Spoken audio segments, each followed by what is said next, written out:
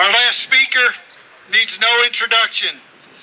She is the host of the Dana Show on 97.1 Talk, Monday through Friday, 2 to 4 p.m. Recent appearances on the O'Reilly Factor, Greta Van Susteren, Hard Boiled with Chris Matthews. She's a guest host of Michael Savage. She is a high school graduate of Fox High School. Please welcome Miss Dana Loesch.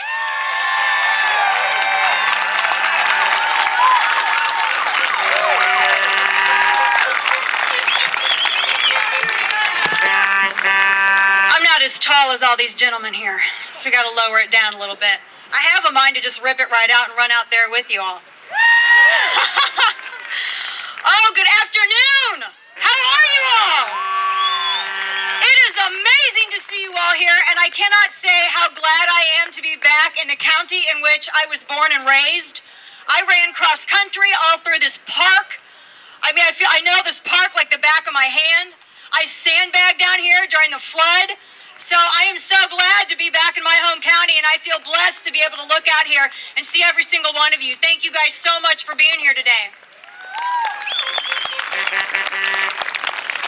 I've had a tough week last week. I think a lot of us had a tough couple of weeks. We had a very unpopular piece of legislation that now is law. A piece of legislation that flies in the face of this Constitution. A piece of legislation that now mandates that simply by existing in this country, you have to purchase a product. You have to buy something from Uncle Sam. They don't care about your choices. I also was upset because Proposition A passed.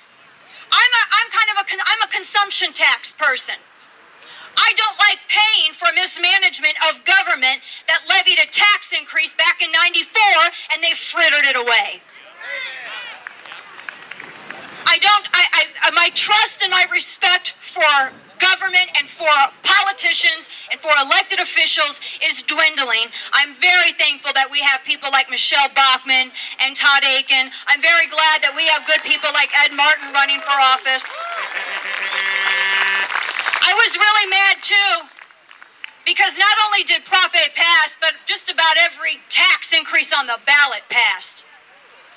And I had myself a little pity party. My pity parties consist of me getting really, really mad and yelling at my computer and the television and kind of stomping around. I was mad because here we have been coming last year at this time, we had over 10,000 people in Keener Plaza.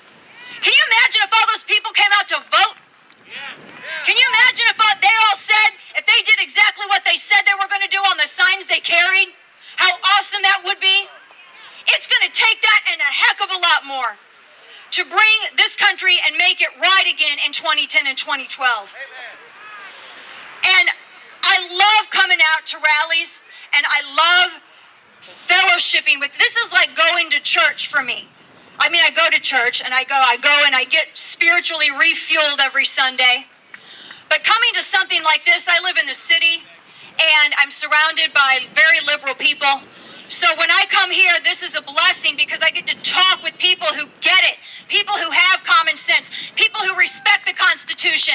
I get to mingle with veterans, the bravest people on the face of this planet. I feel so fortunate. But I also realize that holding signs and going to rallies, while it's awesome, that alone is not going to win back our country. And I said this back in July of last year. This is going to be a long journey. This is going to be a difficult journey. This is not a journey for the faint of heart. A lot of people forget that our founding fathers, as much as we idolize them, they were tortured practically. Some of them were killed even. Their families were persecuted because of the country that they were creating, because they were freeing people, giving people individual liberty with the Constitution. It's dangerous now to be for the Constitution. It's very sad. But it's not enough to protest anymore. It's not enough to just stand on the street corner with a sign. We actually have to go to the polls. We have to get petitions. We have to put our money where our mouth is. We have to put our feet on the ground, and I know that not everybody has the time. I have a 9-year-old and a 5-year-old. I homeschool them. I work full-time. My husband's a small business owner. I know what it's like. I know what it's like when you're so tired and you come home and you have bills to pay and dinner to make and you have kids to take care of, and then you have to go to bed, wake up in the morning and start it all over again, and you're like, when is all of this bad news going to stop? I know it. I think it every single day. And I get so mad because, and I was having this conversation earlier, I get so mad because the life that I had chosen for myself, being a homemaker and just staying home and writing books and editing things, God had a different plan, obviously.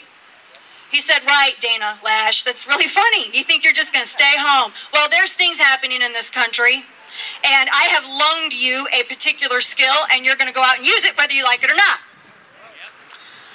So I know how tiring it is, and there are days when I'm like, oh my gosh, do I have the energy in me?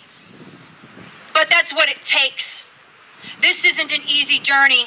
And some days when you would just rather go to bed, or some Saturdays when you would just rather stay home and work in your garden or barbecue, maybe you are needed to go door to door and tell your neighbors and your fellow constituents exactly what is coming down the pike, to educate them about how this legislation is going to affect them, educate them about the candidates.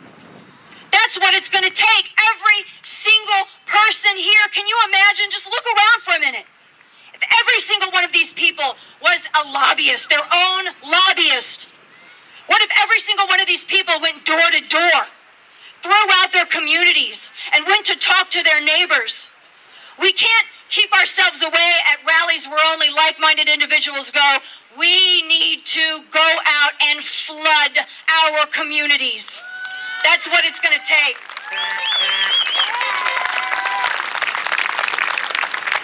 We've only been doing this for a year. The liberals have decades and decades on us.